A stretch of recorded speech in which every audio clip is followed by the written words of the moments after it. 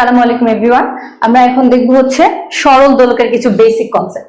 তো আমরা জানি যে সরল দোলক বা সিম্পল হারমোনিক মোশন হওয়ার জন্য আমার ত্বরণের সাথে সরণের যে সম্পর্কটা হয় সেটা হচ্ছে সমানুপাতিক হয়, কিন্তু দিকটা বিপরীত দিকে হয়। অর্থাৎ সরণ যে দিকে হয়, ত্বরণ আমার তার অপোজিট দিকে হয়। তো এখন আমরা এখান থেকে জানি যে সরল যদি হচ্ছে আমার সিম্পল হারমোনিক মোশন হয়, তাহলে আমার ত্বরণটা হবে ওমেগা স্কয়ার এক্স। এটা হচ্ছে সরণের ভ্যালুটা হবে। কিন্তু আমি যদি দিকের কথা চিন্তা করি তাহলে এখানে একটা মাইনাস আসে, কারণ সরল দোলক বা সিম্পল হারমোনিক মোশনের জন্য আমার ত্বরণটা সরণের বিপরীত দিকে কাজ করে।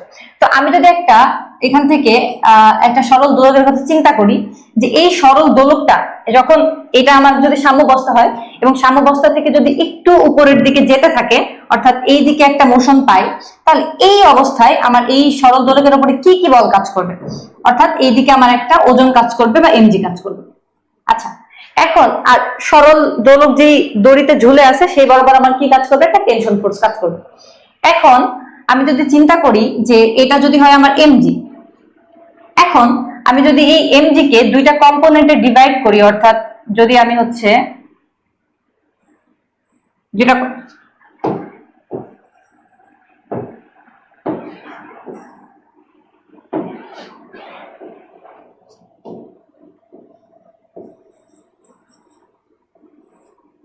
দুইটা কম্পোনেন্টে ডিভাইড করি, তাহলে আমার এই কোণটা যদি হয় থিটা, তাহলে আমার এই কোণটা অবশ্যই কি হবে? থিটা হবে। এখন এটা আমার কি হবে? MG cos theta. আর এই কোণটা আমার হবে হচ্ছে এমজি সাইন থিটা। আমি যদি আরেকটু সুন্দর করে আঁকাইতাম তাহলে আমার হচ্ছে একদম স্ট্রেইট হইতো। এটা আমি আঁকানোটা একটু সুন্দর করে আঁকাই, অর্থাৎ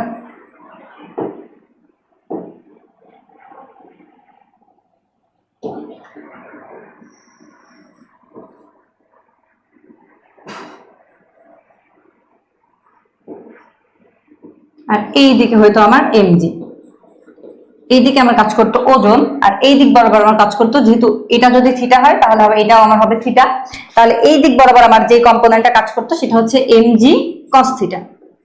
এমজি কস থিটা, এই বরাবর আমার কাজ করতো এমজি সাইন থিটা। অর্থাৎ এই দিকটা এমজি সাইন থিটা এবং এই দিকটা হচ্ছে এমজি কস থিটা। যেহেতু আমার এই বলটার সাথে আমার এই দিকে একটা টেনশন ফোর্স কাজ করতেছে, তো এই টেনশন ফোর্স আর এই টি কস থিটা এটা সমান হবে, যেহেতু বলের এই দিকে বরাবর কোনো সরণ নেই। কিন্তু আমার বলটা কোন দিকে যাচ্ছে? আমার বলের সরণ হচ্ছে কিন্তু এই যে এই দিকে। কিন্তু আমার বলের যে আমি যদি এখানে এমটাকে বাদ দিয়ে শুধু জি নিয়ে কাজ করি, অর্থাৎ শুধু জি নিয়ে কাজ করি, তাহলে আমি যদি ত্বরণ নিয়ে শুধুমাত্র কাজ করি, তাহলে এখানে আমার কি কি ত্বরণ কাজ করতেছে?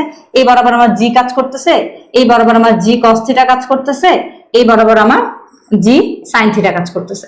তাহলে আমরা দেখতে পাচ্ছি যে আমাদের ত্বরণটা কাজ করতেছে এই দিকে, ত্বরণের একটা উপাংশ কাজ করতেছে এই দিক বরাবর, কিন্তু আমার বস্তু যাচ্ছে ওই দিকে। তার মানে এখানে বলতে পারি যে এটা একটা সরল দোলক, তার মানে এটা একটা সিম্পল হারমোনিক মোশনে আছে, যার কারণে আমার ত্বরণ আর সরণের দিকটা বিপরীত দিক। অর্থাৎ এইখানে আমাদের ত্বরণের একটা উপাংশ হচ্ছে এই দিক বরাবর কাজ করতেছে, কিন্তু আমি দেখতেছি বস্তু সরণ কোন দিকে হচ্ছে? বস্তু সরণ এই দিকে হচ্ছে এক্স। এখন যদি আমি এই যে এই ভ্যালুটার জন্য আমার এটার জন্য এটা আমার ত্বরণ হিসাবে কাজ করতেছে, তাহলে এটা আমাদের কার্যকরী ত্বরণ, এবং এই ত্বরণটা এই দিকে ত্বরণের সাথে নালিফাই হয়ে যাচ্ছে, আর এটার কম্পোনেন্ট আমরা পাইছিলাম এই দুইটা, তাহলে এটাই আমার একমাত্র কার্যকরী ত্বরণ। এখন এই কার্যকরী ত্বরণের ভ্যালু আমার ওকে, তো আমরা জানি যে সরল দোলকের জন্য বা সিম্পল হারমোনিক মোশনের জন্য এই ত্বরণের যে ভ্যালু এটা হচ্ছে ওমেগা স্কয়ার এক্স, শুধু ভ্যালুটা, অর্থাৎ চিহ্ন ছাড়া। চিহ্ন হচ্ছে সরণের সাথে ত্বরণের দিক হবে অপোজিট। কিন্তু আমরা একটু আগে দেখলাম যে কার্যকরী যে ত্বরণ সেটা হচ্ছে জি সাইন থিটা, এখানে জি সাইন থিটা। তাহলে g sine theta is equal to হবে ওমেগা স্কয়ার এক্স। কিন্তু সরল দোলকের জন্য এই যে এখানে থিটা এর ভ্যালু, এই থিটা এর কন্ডিশন হচ্ছে লেস দেন 4 ডিগ্রি। যদি 4 ডিগ্রি বেশি হয়ে যায় তাহলে এটা সরল দোলক থাকে না, অর্থাৎ সিম্পল হারমোনিক মোশন। সরল দোলক থাকে বাট সিম্পল হারমোনিক মোশনে আর যায় না। তো তখন আমরা এই যে এই থিটা এর ভ্যালুটা যখন লেস দেন 4 নিব, তখন এটা সিম্পল হারমোনিক মোশনে থাকবে। তো এই ভ্যালুটা যখন অনেক কম হয়, অর্থাৎ থিটা এর ভ্যালু যখন 4 ডিগ্রির থেকে অনেক বেশি কম হয়, তখন এই যে এই সরণটা, অর্থাৎ এই কার্ভ সরণটা তখন একটা সরল রেখার মতো হয়ে যায় দেখতে। অর্থাৎ আমরা এখানে এই সরণটাকে এক্স চিন্তা করতে পারি, যেটা একটা সরলরেখা, আর এই কার্যকরী দৈর্ঘ্যটা কি হবে এল। অর্থাৎ কার্যকরী দৈর্ঘ্যের সময় আমরা মাঝখান থেকে ভুল করে ফেলি যে এখান থেকে যদি এটা হয় এল আর এটা যদি হয় ববের রেডিয়াস আর, তখন আমরা এল নেব হচ্ছে এল প্লাস আর। অর্থাৎ একদম শুরু থেকে ববের কেন্দ্র পর্যন্ত যে দৈর্ঘ্য তাকে আমরা বলতেছি কার্যকরী লেন্থ ক্যাপিটাল। ওকে,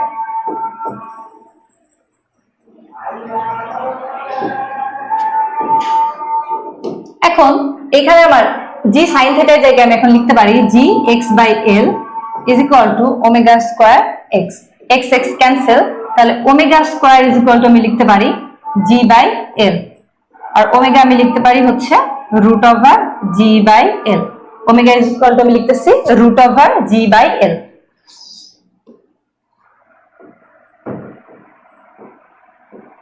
আমরা কি জানি ওমেগা ইজ ইকুয়াল টু কি 2 পাই বাই টি, অর্থাৎ 2 pi by t is equal to আমি লিখতে পারি root over g by L.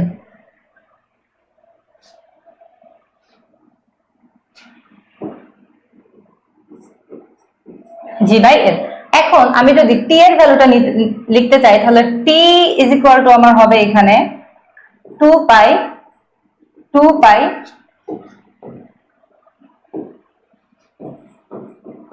Root over L by G.